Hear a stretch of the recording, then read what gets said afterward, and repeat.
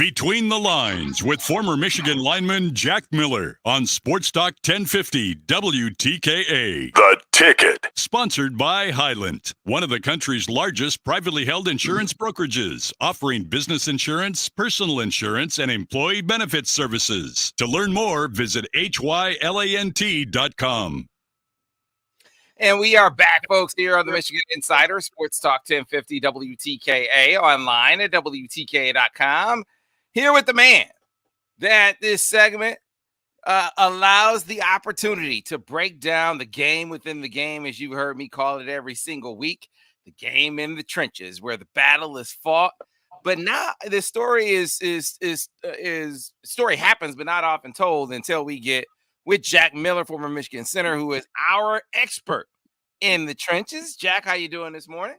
Good, Sam. How are you? Good to see you. It's good to catch up with you, man. And we have had the great fortune so far this season of every week we talk. We're talking about a victory, Michigan 6-0. I don't know what you thought heading into the season, Jack, about where the Wolverines would be record-wise, but hard for anyone to say anything other than they're ahead of schedule right now. I don't know anyone who had them 6-0.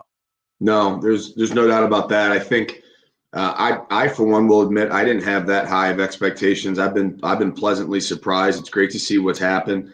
You know, the one thing that I did say early on was if some of these new coaches could create a little magic in the locker room, right, and get these guys playing hard, playing confident, and playing as one, they would have a chance. And it looks like they've been able to do that, right? These guys look reinvigorated. Certainly looks like a different team than last season or even the year before that. And, you combine talent with really good coaching and a little bit of spark and some swagger, and all of a sudden you got a chance to win and you're 6-0. No doubt. And so broad brush this game. We always start with like big picture of the game. Nebraska's a better team than a lot of us thought at the beginning of the season when they lost to Illinois, right? But they played Oklahoma close. Yeah. They gave a game to Michigan State, right? This is a squad that was looking for a breakthrough. And so this was no slouch that Michigan went in to face in front of a capacity crowd at night. Yeah, Nebraska's certainly a better team, I think, than everyone anticipated at the beginning of the year when you saw what happened losing to Illinois in week one. They've gotten better and better, and they're a bit of a wounded animal, right? I think the pressure's on for Scott Frost and that entire team that they want to win, and they're looking for that breakthrough, like you said. But no matter how good or bad they are, they obviously have some good players. They're better than we thought. But playing in Lincoln at night is no easy feat, right? That's a hostile environment. The Friends there are probably the nicest fans that you would see in the Big Ten. They're actually really nice people out there, but it's loud, it's raucous. The whole state gets behind that stadium at night. So, to go in there, stay composed, stay poised, and just battle out a win. A win's a win. Hard to get victories. And if you're able to do that on the road, twice now on the road, and then at night to boot, it's impressive, no matter who you're playing or what the schedule or the or the scoreboard looks like to that point. And then the way the game played out, Jack, I mean, Michigan defensively shut them down in the first half, right? While offense, they scored some points, but left some points on the field, settled for a couple of touchdowns there, had that 2-minute drive before the half, which was really, really good. But then the second half was like a tale of two cities for the two sides of the ball. Both defenses had problems stopping the opposing offense in the second half. And then, of course, Michigan gets a key stop late. Special teams comes through. Michigan wins the game. Yeah, I mean, that's what when I mentioned that, having that mojo or that swagger, right? Sometimes things just go in your favor, and all of a sudden, you get out on top, and it looks like, okay, this is the chance to kind of seal the deal, run away with it. They counter back and get a quick score, and then that turnover happens. They capitalize on that, and it's like, boy, what happened here? But just when you need it, just in the nick of time, here comes a fumble, come up with a big play to put yourself in the position to go score at the end of the game, and that's all you can ask for in closely contested ball games like that. So, it wasn't perfect. It never is. But the ability to just sustain, continue to go and find a way to dig down deep in the fourth, make some big plays to give you an opportunity to win. that's what you ask for on the road in a hostile environment. Yeah, so let's start on the offensive side of the ball and talk about in the first half. It was tough sledding, man. I mean, their defensive line played well in Michigan, and this is the part that I think maybe goes lost to some people. Jack, they played 8 offensive linemen in this game. I mean, they were putting guards in and out of there because of injury and performance and the combination of the two. Yeah. Yet they were able to find something eventually, right? Yeah, I agree. I got the sense in the first quarter in particular, like both teams were just trying to figure each other out, right? It didn't seem like anybody was really playing that well or playing that terribly. It just was kind of back and forth, just trying to feel each other out, figure out what was going to work. I think a lot of it, as you saw in the second half, was based on adjustments, and what both offenses wanted to do later was just a reflection of what they'd seen in the first half. Maybe didn't anticipate. I'm not sure, but like you said, they played 8 offensive linemen. They got some rotation. They got some depth going, which is good to see. It's good to see that they feel that they can play that many guys. Certainly offensive line's a position of chemistry, and you'd like to have, the same guys playing next to each other as much as possible. But it's good to know that if one goes down, there's one to stand up next. All right. So what we're going to do now is I bring up a play and I share it with you. Is we're going to look at it in the first quarter, how they were bottling things up for Michigan there in the trenches. This one that we're going to go to first is Blake Corum getting hit for a loss. Yeah. Remember, we talked about, I just mentioned how they kept running. They kept shuffling guards in and out of there. And so, it's a thing. It's definitely a thing to, it wasn't to be minimized how significant that was. I share this video here. All right, Jack. So this is them hitting Blake Corum for a loss here. Yep. So you see you got an 8-man box, which, you never really ideally want to run into, or if you are going to run into it, it means that you got to be on, right? Everyone's got to execute, and nobody can really mess up because there's just too many guys in the box. You play 2 tight ends, you're going to have that situation. It's just a stretch zone to the boundary out to the right side. The front side of the blocking does pretty well from Vistardis over to the right. It's just 2 double teams. They're out leveraged a little bit, but you're going to have that with 8 guys. Where they go wrong is on the backside. Both Hayes at left tackle and Keegan at left guard do a poor job. They get beat across their face. Now, Keegan at left guard is responsible for the nose guard who's inside of him or to the right of him. That's a hard block, right? When you come off the ball, you're asking to get around that guy. In that position, he's just one-on-one. He knows he doesn't have any help from Vistardis. You'd like to see him just cut that guy, right? Get a chop block, get that guy to the ground, because if they do a good job front side, a lot of these plays, a lot of these kind of stretches, they'll end up cutting back. You see Corum tries to do it there, but there's nowhere to go. You'd like to see Keegan just cut that guy, get him down. And Hayes at left tackle, he's got his man out leverage. The defensive end's outside of him. It's just poor footwork. He lets him get around his face and get in on the play too. But like I said, anytime you got an 8-man box, everybody's got to be on their A game because there's just too many guys around there. So a lot of times those zones will look to cut back, and if the backside doesn't do their job, it doesn't really matter. The defenders pursue down the line of scrimmage, and they get to Corum before anything can happen.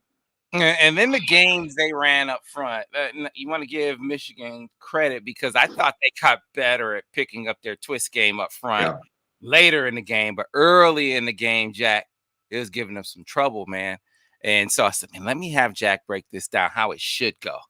There's shades of when I saw you had that on there, that I think it was 2012 game we went out to Nebraska, and they tore us up because they understood where our sliding protection was going, how to beat it. And I think the clip you're going to show here is virtually the same exact thing. So I got nightmares in Nebraska figuring out how to blitz and twist and all that stuff. All right, so the first one we'll go to is Cade sacked by a twist in the first quarter. This is the first one that we go to. So let me share this screen. And this is, again, early in the game, something that they adjusted to later in the game, which is very significant. So I want to point that out first and foremost as we share the screen here for the people. And by the way, if you're listening, the live, because we went live with Jack for the first time this morning, so you'll be able to see the video as soon as you get to your computer. It'll be there. All right. So this is Cade being sacked by a twist. All right. So take it away, Jack. Yeah, it's just a poor play by the offensive line here. So just 4 down defensive linemen, and they're gonna slide the protection to the left, meaning Vistardis isn't covered. Now he's got to go one way or the other. There's 2 defenders on each side. He slides to the left, and they twist from the left side. Now, when you slide into it, no offensive line coach is going to be okay with giving up a sack there. So what happens is, if you rewind the tape, for those of you who are watching this, Hayes gets turned a little bit at the end there. And I think that's Keegan in there. It is Keegan. And Keegan does a poor job. He's got to know Vistardis is running with him, right? Vistardis is kicking towards him. He can afford to get a little wider there to help out against that twist, because he knows I got a guy on my right side in case I miss the looper coming around, right? I know I got another guy there to help pick it up. A lot of times, if it's just 2-on-2, that makes it difficult. You don't want to put yourself in a bad position. But Keegan's got to do a better job kicking out wide here to help out Hayes and take the pressure off him, because Stardust is sitting there when he needs to be, but they miss it. They don't get there. And it's a good job. The other guys are on scholarship too. I say that all the time. The 99, the defensive tackle here from Nebraska, that's about as good as you can do. You drive into that left tackle's shoulder, and eventually the left guard's got to bail to get the looper, and that's when you make your move. It's just a good play by them, a poor play by Michigan's offensive line. Right. And so that wasn't the only time in the first half that they were able to get some pressure that way.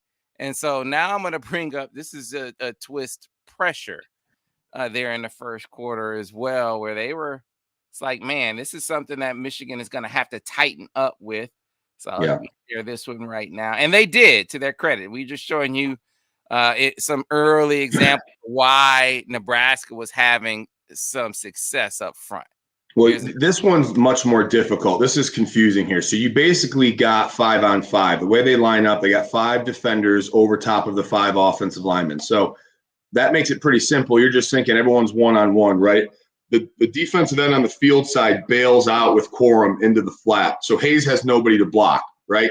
He does a good job. He comes and bumps down on Keegan's guy who's trying to get outside and have contained. Keegan does a bad job. He's got to know, okay, if somebody drops, what does that mean? If somebody drops on one side of an offense, that means that there's pressure coming from the other side. The numbers have to work out where if somebody's leaving this way, it means that's because they're coming from the other way, right? So everyone's got to do a better job bumping down there. You see the Stardust is covered along with the right guard and right tackle, and the twist comes all the way from the guy who the right tackle is supposed to be blocking. Now, you can't bump 3 guys over. Keegan's the open man here, and he's got to do a better job. Once he feels that defensive end leave and Hayes comes down to help him, he's got to know, I got to go, and he's just a little late. The defensive end loops around and forces Cade out of the pocket, and it's just a good play. It's a well-designed blitz from Nebraska. One of those things where you got a young player, right? So you remember, Trevor Keegan is still a young dude. Right. And then you saw them. I mean, they play Chuck Filiaga in there anyway, so they were rotating him in. And then, Zach Zenner's been playing with that banged up hand. So you had Carson Barnhart. Barnhart was in there, yeah. And so you're rotating. I mean, you're rotating guys at both guards in this game. Part of that was injury. There's no question. Part of that was injury. Part of it was performance, and part of it is part of their routine as well, of getting different guys in there at the guard position. And to their credit, Jack, they were able to tighten that up. I want to reiterate, they were able to tighten that up as the game went on.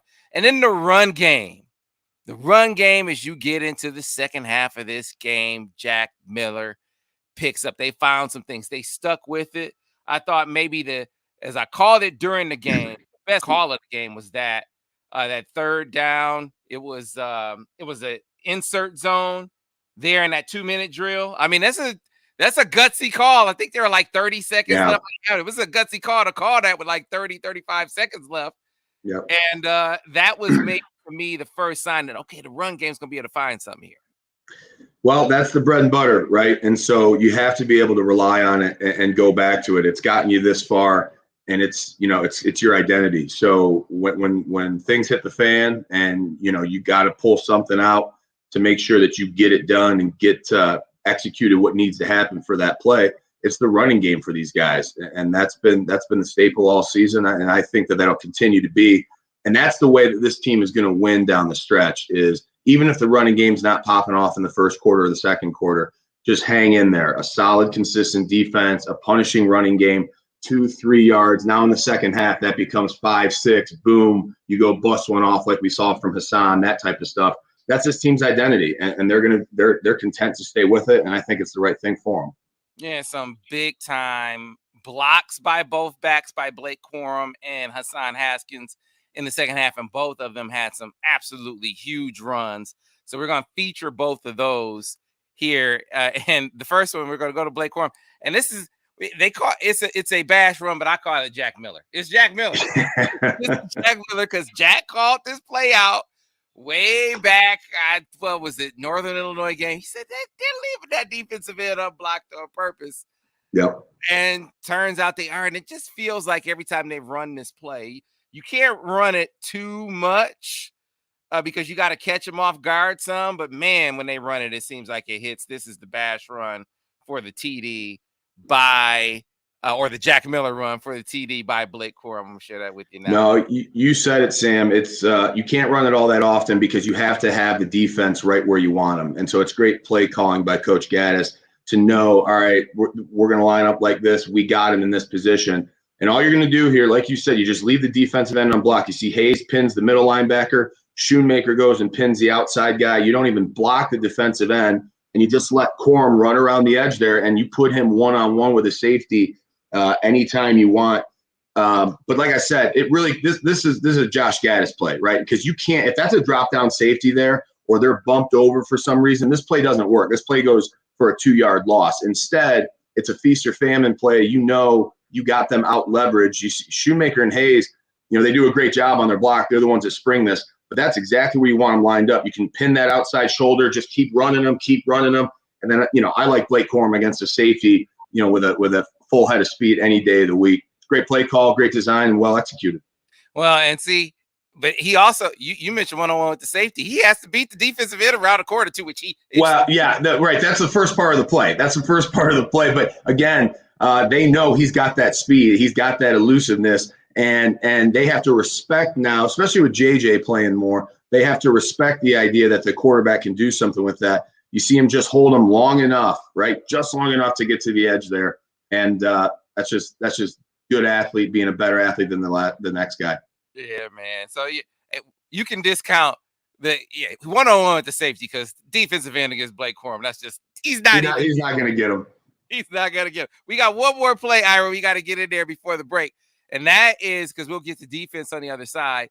And that is this Hassan. I called him Hassan Edwin Moses Haskins. And youngsters don't know who Edwin Moses is. Edwin Moses, when I was growing up, was the guy with the standard for hurdlers, for American hurdlers. It was Edwin Moses. And, man, Jack Miller. Boy, oh, boy, did Hassan Haskins put one on here. Just the tough between the tackles running he did early, whether it's, plowing through for a touchdown, getting a first down on his own. They tried to take from him, right? Tried to say he didn't get a first down. He got a first down by 2 yards. Yeah. But this is the play. This is maybe definitely going to be on a highlight reel, but this is the play that I'm going to think of right now when I think of Hassan Haskins here. And I don't remember exactly where this is at in the game, but I remember watching this, okay, right? I don't think it was a backbreaker necessarily, but it was like, they got this. They're going to find a way to pull this out. All right, here we go. So this is just counter, and it's blocked to perfection. The right side of the line does a great job washing everything down. They get a man on a man. They pin everyone, and then you just get the left guard and the tight end who's lined up on the left pulling around. It's Barnhart. We talked about the rotation. They got Barnhart at left guard. He pulls around, kicks out the end. Shoemaker comes up and kicks out the linebacker. You got a way deep safety, and by the time Haskins puts on an incredible move with that hurdle, he's already 30 yards downfield. You can't ask for a better blocking scheme than this. Everybody's on their man. And Filiaga really is who springs this play. He's at right guard. Him and the right tackle are double teaming up to the backside linebacker. And that linebacker does a pretty good job of flowing over the top. And you just watch the effort from Filiaga for those who can't, just straining long enough. It's not a perfect block. The linebacker eventually gets around him and makes the play. That's that guy. But it's Filiaga's effort just to keep getting vertical and get hands on that linebacker that allows Hassan the extra time to squirt through there, go one-on-one with the safety, and put on one heck of an athletic show. But think about what you just said, Filiaga and Barnhart, right? So Filiaga making the block here on the backside to get up there and to keep the linebacker from getting over. And then Carson Barnhart making the initial block play side. At the point of attack. Yeah. And so these are two backups that came in there and made winning blocks. Yep. Came in there and in crunch time, right? In crucial moments, two young guys, two backups, if you want to call them that come in and deliver when the game's on the line. Yeah. All right. So the offense, you see, got it rolling. They had to trade. They had to get to the point where they could trade with the Nebraska offense because the defense started having some issues in the second half, mainly with the passing game, right? But we're going to focus a little more on stopping the run and then some of the pressure that eventually helped them against that passing game. So we'll get to that on the other side, more between the lines with Jack Miller. As we get to the break, Jack, tell the folks about the Highland Group and what makes them special.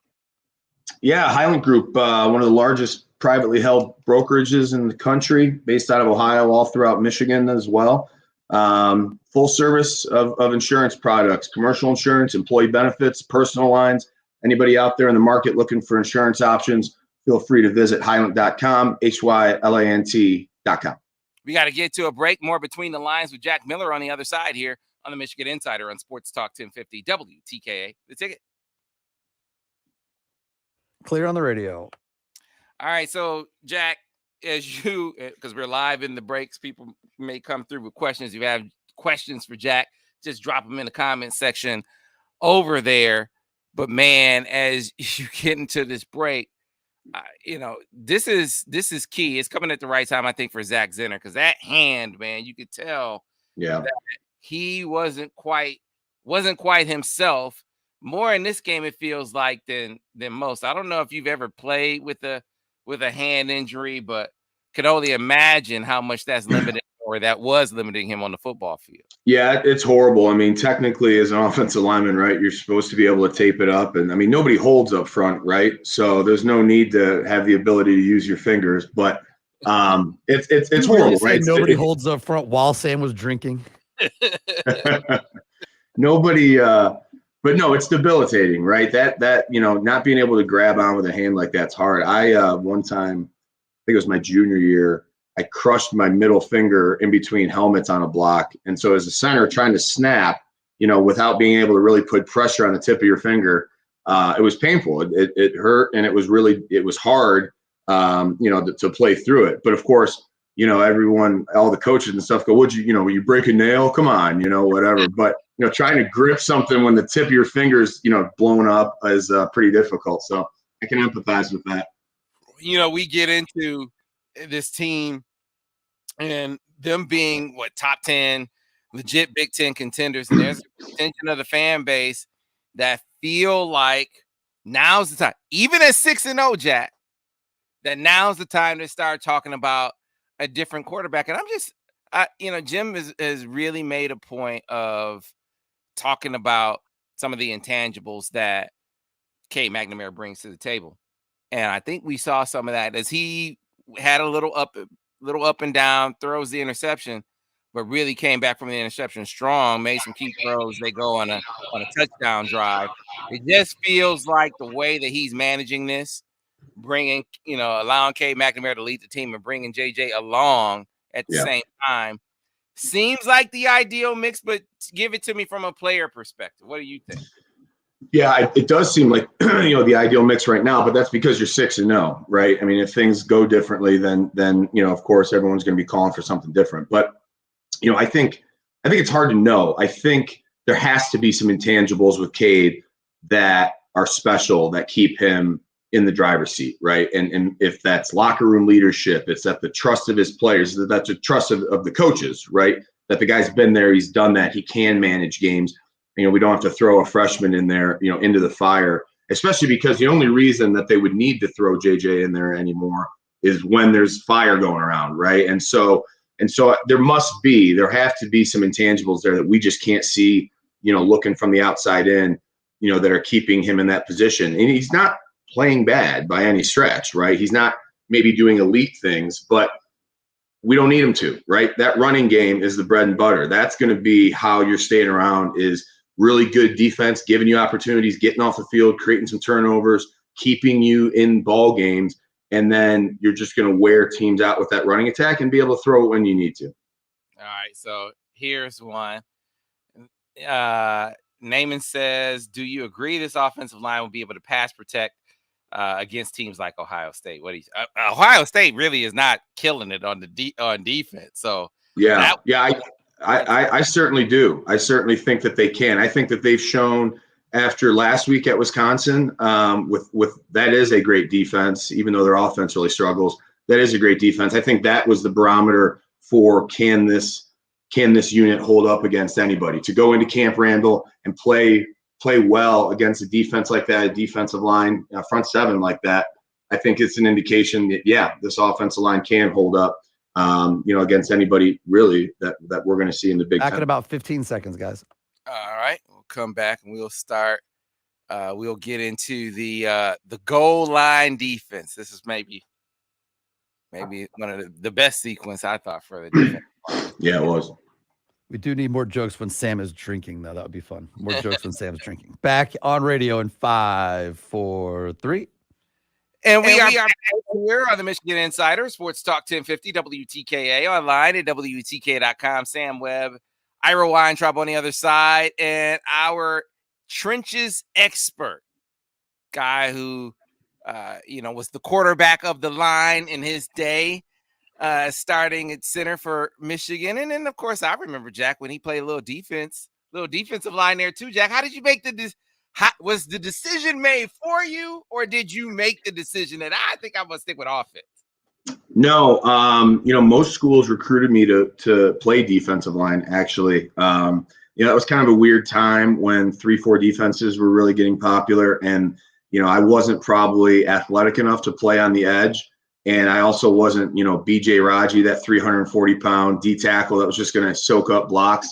And so when I, decided where I wanted to go to school, it was based on, was the program the right fit? Was the school the right fit? That type of stuff. And, whether I played defensive tackle or offensive line, that was irrelevant. I didn't choose it based on position. I chose it, based on the school and the program. So, Jack, we talked so much. I said at the beginning of the season, my biggest question mark on defense was the defensive line. Boy, has that question been answered. Boy, they've been a pleasant surprise. Right. So Mozzie Smith and Chris Hinton have both really good work. But I think what is standing out is that they can rotate guys in. So the first play that we're going to go to, you remember the goal line sequence where Michigan stones them and holds them, right? And Chris Jenkins makes a play. And it feels like we see something from young Chris Jenkins, number 94. Feels like we see something from him in every game, right? He shows up, he makes a play or two, one of the guys that they rotate in, and this young fella is showing that he can be relied upon. Jack, so I'm going to bring this up right now, and you can talk. Yes. So you said it, right? I mean, I think at the beginning of the year, we were all questioning, is this defensive line good enough to hold up, right? We knew we had Aiden. We knew we had some players up front, but I think you and I talked about this, Sam. Somebody's going to have to step up, right? We're going to need an emergence of some guy or a couple guys that we didn't really even know about, right? Buried in the depth chart. Maybe they get an opportunity and they show up. And boy, have we had that. And to your point here with Chris Jenkins, he's been one of those guys that's been so good to see this depth on the defensive line. He's in the bottom of your screen here, and all Nebraska's trying to run is split zone to the left. It's just an inside zone. They're going to have a tight end come from right to left at the snap and try to kick out the defensive end. And Chris Jenkins is playing on the left tackle. It's mano-a-mano, 1 versus 1. And you couldn't draw up better technique from a young fella like this. He gets right under the left tackle's pads.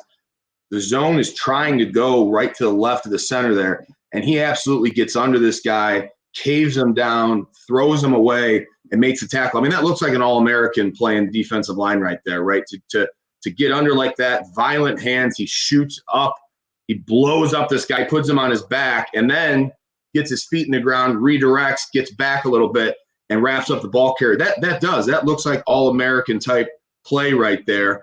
And anytime you go mano-a-mano like that, the left tackle at Nebraska, I do believe that was one of his first starts, or he was new to the lineup, but still, so was Chris Jenkins in the grand scheme of things, and he makes that play all by himself. Anytime at the point of attack, you can be dominant like that. It can be hard to run the ball. See, now this dude was a 240-pound edge guy in high school. He's built his way up. Now his dad was a big time. His dad was maybe 340, playing in the NFL for some years. So we know he can get there, huh? Right. So he has the, it's in his DNA.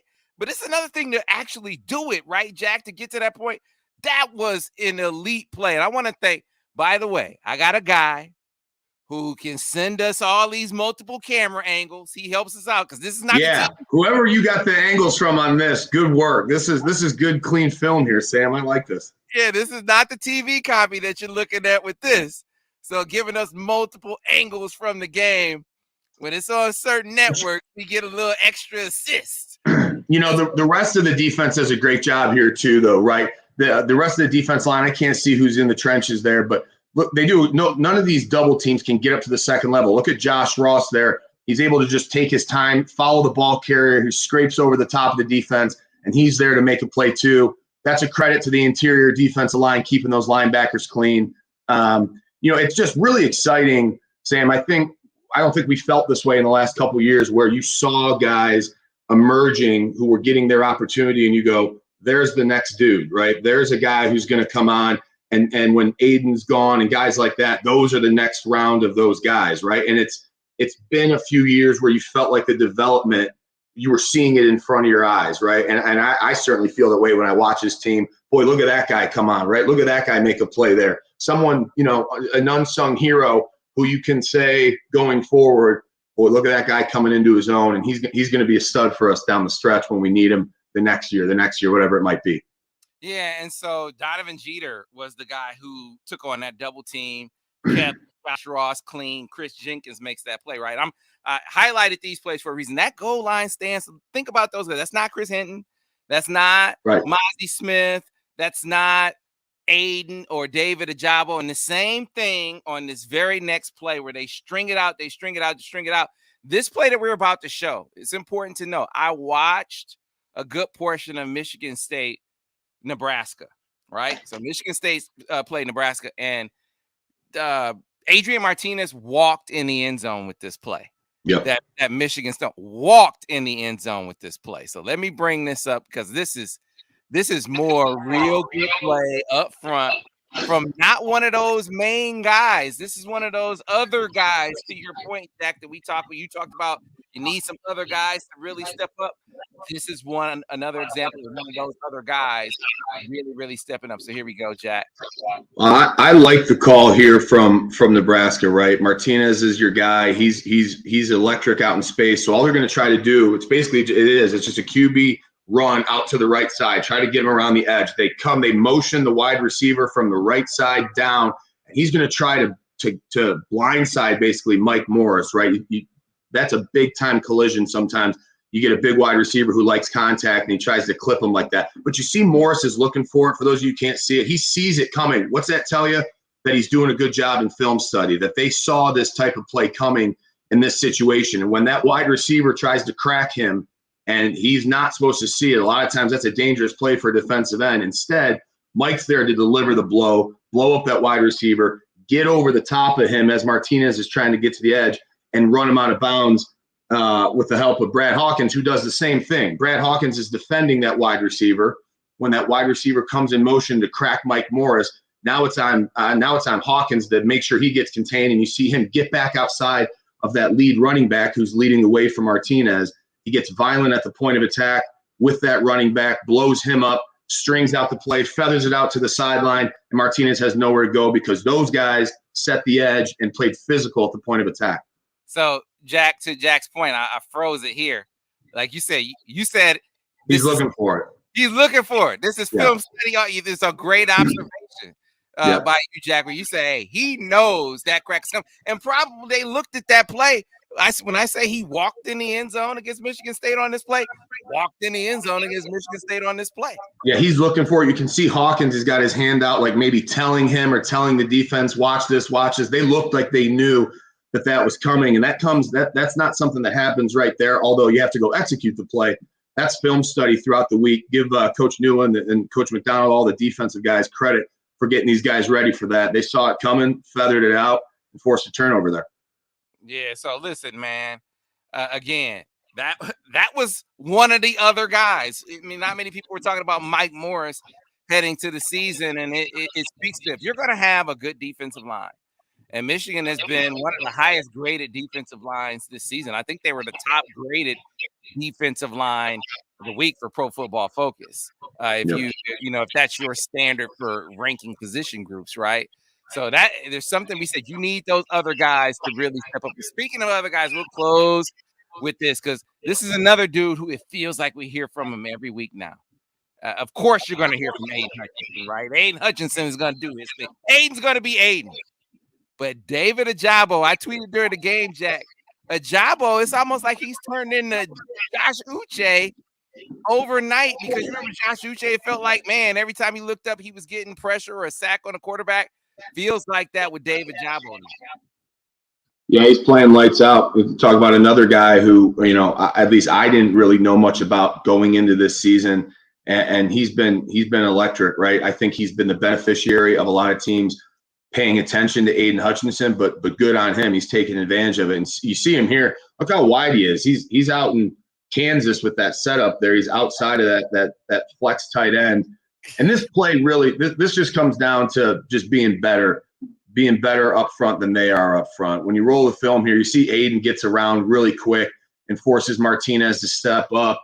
Ojabo's coming from way outside that tight end. The tight end tries to get a chip on him, which actually ends up helping him because it stops his feet. So by the time Aiden gets into him and forces Martinez to profile up in the pocket, Ojabo's got a beeline to him right there. The tackle drops too deep. He can't react in time to get down to him. And Ojabo's just so quick, does a great job with his eyes. He sees Martinez have to step up because Aiden's coming screeching around the corner. And when he does, you can see the right tackle's got no chance. He just buries down. Best thing of this play, he doesn't get the strip, but you see him go for that ball. These defense linemen are taught when you get to the quarterback, don't think about putting a big hit on him, right? Especially with all the targeting and the personal fouls and stuff. The game has changed. It's all about the ball. Don't try to deliver the biggest hit you can. Go find the ball. Good job, Martinez, to hang on to it. But you could see Ojabo almost. Look, you see at the end of the play there, he goes almost. He was that close to getting the ball out. It's a good play. Yeah, man. I appreciate again my guy getting us all these camera angles. But a couple of things. So, they try to chip him, and then he comes around to number 54. Number 54 had to come in due to injury. Bryce Benhart, former All-American tackle out of Minnesota, he was benched for this game. And the starter that they replaced him with, the starting left tackle that wound up sending the starting right tackle, Benhart, to the bench. Starting left tackle gets hurt. So the old left tackle has to go from right tackle back to left tackle. This guy has to come off the bench. He's an All-American out of high school, but man, Ojabo made him look like he wasn't there, Jack. Yeah, he did. And he drops way too far, and Ojabo just does a good job recognizing, there's a point of no return, they call it in pass rush, where if the offensive lineman can get you deep enough, then that should be good enough. The problem is he's trying, and Ojabo looks like he wants to take the edge, but Aiden gets there first, and that's why offensive line's hard, right? That right tackle can't see that Martinez is going to go up in the pocket. So when he takes one too many steps backwards, Ojabo ducks in and does a good job getting to Martinez there. But that's a complete job by the defensive line. You see Mike Morris is there applying a little pressure up in the front of the pocket. Hinton's up there too. That's just four guys playing hard, playing as one unit. All right, so Jack, let's 6-0 heading into the bye week. From a health perspective, they need at this time to, especially on the offensive line, try to get Roman Wilson, who at the wide receiver position, who is out indefinitely, gives him a little more heal time. But let's talk about the things that are within their control, right? The things that you see at the halfway point that they need to work on, they need to get better at along both. Like, what do you see? And then sort of give me your outlook for the second half of the season. Well, I think, from a standpoint of what they need to work on, I would say the passing game is still a bit up in the air, right? I don't think that we're that talented enough in our passing game where we can just line up and we're just going to out execute every defense that we see down the stretch, right? Penn State's a good team. Michigan State's a good team. Ohio State's a good team. And the other ones sprinkled in there are, the Big Ten football, right? So we're going to have to continue to be dynamic, I think. Line up and confuse defenses. I'm not saying run trick plays and stuff like that, but misdirections, things that make defenses think a little bit, exotic type plays that you haven't seen on film yet and haven't prepared for, particularly in the passing game. I think that's got to be a point of emphasis. Running the ball, I think we are good enough to just line up and run the ball the way we want to, right? I think we are more talented running the ball than defenses are at stopping it. From a defensive standpoint, it's been a little bit of Jekyll and Hyde where they look really, really good at times. And then there are times, certain series, where they get on their heels and they don't play with that same demeanor and that same, downhill mentality, and they can't necessarily bring exotic looks because these offenses get rolling a little bit. They use a little tempo on you. All of a sudden you're on your heels. They just got to try to continue to stay consistent. And I think that starts with the depth that we talked about at defensive line, right? That's been huge. Getting guys, defensive linemen get tired really easily. Trust me, I've watched it long enough. Getting those guys in and out, and so they're fresh and they can play really, really hard every play that they're in there. That's big, right? They can keep those linebackers clean and let them run the plays. I think it's just a matter of trying to stay consistent. Overall, I really like where the team's at. 6-0, 2 road wins. Road win at Wisconsin, that was a hard one. A night one in Lincoln is always a hard one. Good teams just keep getting better throughout the year. You start finding that chemistry. Things start to click a little more. You're confident as a group. I think that's the one thing we can say about this team for sure, is that they're playing with confidence. They're not afraid of anyone or afraid of any situation right now. So you like where you're at. 2 road wins, 6-0, going into a bye week, gearing up for some big games down the stretch here. It's all about good energy and good vibes. And this is an opportune time, I think, to get a little healthier with this break and start to think about the back half of the season and what it's going to take to go get some wins and put yourself in a good position come the end of November, which is the one everyone's got circled and is looking ahead to. And last one for you as we get out of here, Jack. I mean, what do you think about how they've started to incorporate J.J. McCarthy into these last couple of games in situations as a complimentary piece? It just feels like he's going to play more as the season goes on, but at the same time, you are seeing some price that you mentioned earlier in the game. It's not, it's up and down some with Cade McNamara, but he's making more plays as the season and games have gone on. What do you think about that mix at the quarterback position? I think it's a balancing act, right? And right now, I think they're doing a really good job with it. There's obviously some intangibles. There's some things that Cade brings to the team, brings to the locker room that they want him on the field to do, right? That they want him, the way this offense plays, running the ball, owning the line of scrimmage, long possessions, where you have to be a bit of a game manager. And Cade's got that ability, right? And he can make the pass most of the time when you ask him to do that.